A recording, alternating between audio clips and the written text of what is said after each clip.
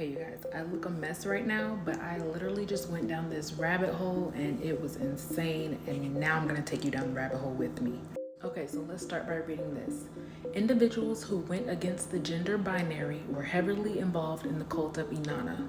This is Inanna, also called Ishtar and Ashereth. I talked about her in previous videos, and basically she's Anunnaki, and she was referred to as the Queen of Heaven in the Bible. Watch my other videos for more context on her. Okay, so during Sumerian times, a set of priests known as Gala worked in Inanna's temples. Men who became Gala sometimes adopted female names. Some Sumerian proverbs seem to suggest that Gala had a reputation for engaging in anal sex with men. So what I'm getting from that is that these priests known as Gala sometimes carried themselves as transgenders and engaged in homosexual activities. So it is not a coincidence that nowadays we have celebrities attending the Met Gala or Met Gala, whatever it's called, and these men are showing up dressed like this. These men are looking very feminine. Could these be the modern day priests that worship Ishtar/Inanna? And remember, it says individuals who went against the gender binary. It sure looks like these individuals are going against the gender binary. They are telling you openly who they worship. They are worshiping an Anunnaki goddess. Very interesting. Why are they all wearing dresses or skirts? Just overall very feminine outfits. Remember, men who became Gala sometimes adopted female names, and I'm guessing also female clothes. Now, for those of you that did not know, Western theater began in ancient Greece, where female roles were instead played by men or boys. Why not just get a female to play a female? We know the world is a stage. All these celebrities are just pawns, actors. So we have these men playing women, which will take you down another rabbit hole. And this rabbit hole consists of looking at some of the first ladies of the US presidents. This is Martha Jefferson. I don't know. Okay, how about this one? Martha Washington. Okay, here's a side-by-side of her and her husband. You're telling me that's not a man in a dress? Here's another one. Elizabeth Monroe. Is that a 5 o'clock shadow? This is Happy Rockefeller. The Rockefellers got a rabbit hole of their own, but she just looks very masculine to me. Here she is again. And this is a picture of her elderly. And when I look at this, all I'm getting is Mrs. Doubtfire. Robin Williams playing this woman, this costume, is almost equivalent to this.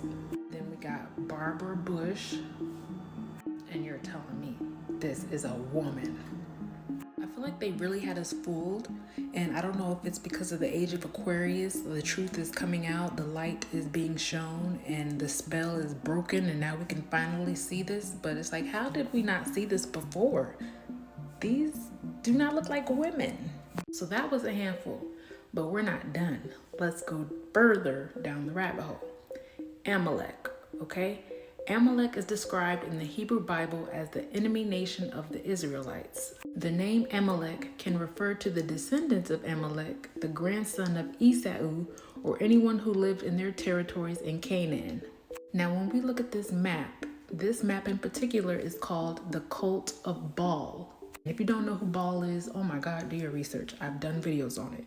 We know Baal rules this realm. This map will show you all the groups, all the names of people that worship Baal. And at the top of the map, we got the Canaanites.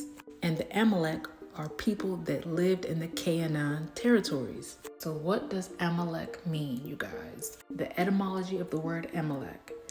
Amalek means a people who lick blood.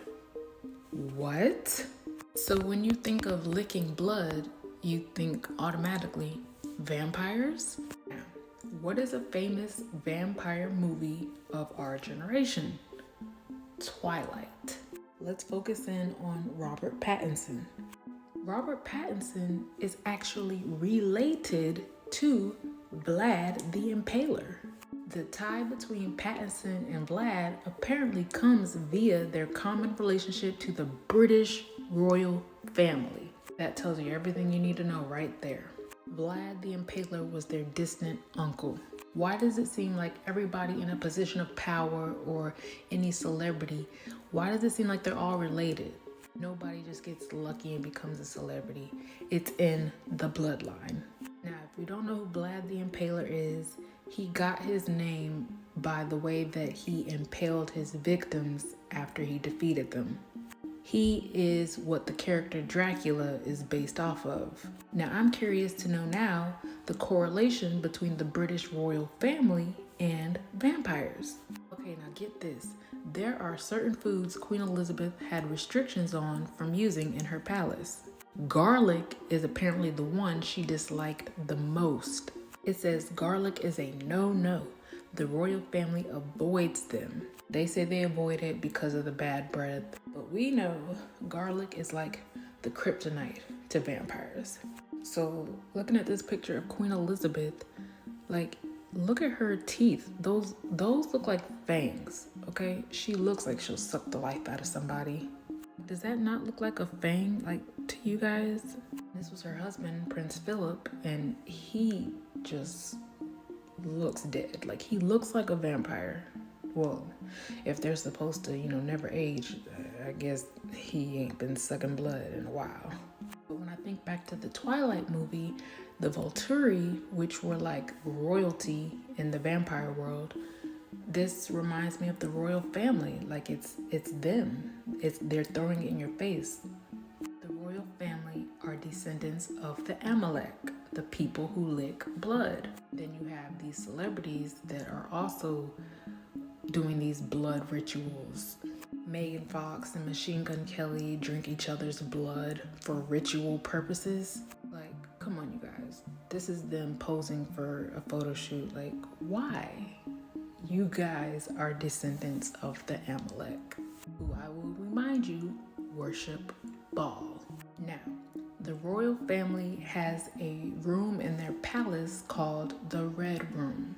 Why is there a room dedicated to the color red? We know that red is the lowest chakra, the root chakra. They are stuck at that frequency. They are stuck at that vibration. They can never elevate and ascend to opening their crown chakra. So they try to keep everyone else in this low vibration, in this red zone. Now, not only do the royals have a red room, but the White House also has a red room. Why? You know why. Now, this golden carriage down there, that is called the Gold State Coach. It is an enclosed 8-horse drawn carriage used by the British royal family. When you look at the front of this carriage, it looks like they have like some type of hybrid creature right here. That is nothing more than the fallen angels' creation when they made it with women. And we know the fallen angels are the Anunnaki, and the Anunnaki is who the elites praise. And of course, they're going to have the offspring on their carriage. So we know the royal family, the celebs, other elite, they all drink adrenochrome. Adrenochrome is apparently an immortality serum obtained from the adrenal gland of living children after they have been terrorized to get the highest levels of adrenaline. This is the most terrible thing ever. Like, how could anyone drink children's blood? I'll tell you who. The Amalek, the ones that worship Baal. Why do you think there's so many children missing? Unfortunately, they have all fallen victim to the descendants of the Amalek. Now, this building right here is called Westminster Abbey. This is where all of the royal family is buried, and also other famous people and other elite members. What I found most interesting about this burial place is that it is the burial site of more than 3,300 people. That was a very specific number. Remember that. 3-3. Now, when Queen Elizabeth died, at her funeral, the late monarch's coffin left her beloved Scotland, where 30,000 people filed silently passed in the 24 hours after it was brought to blah, blah, blah, blah, blah. I just want you to focus on the number, 33,000. Very specific number, 33 again. The royal family loves that number, and they are very intent on making sure that it is exactly that number, 33. So why 33? What is the significance of the number 33?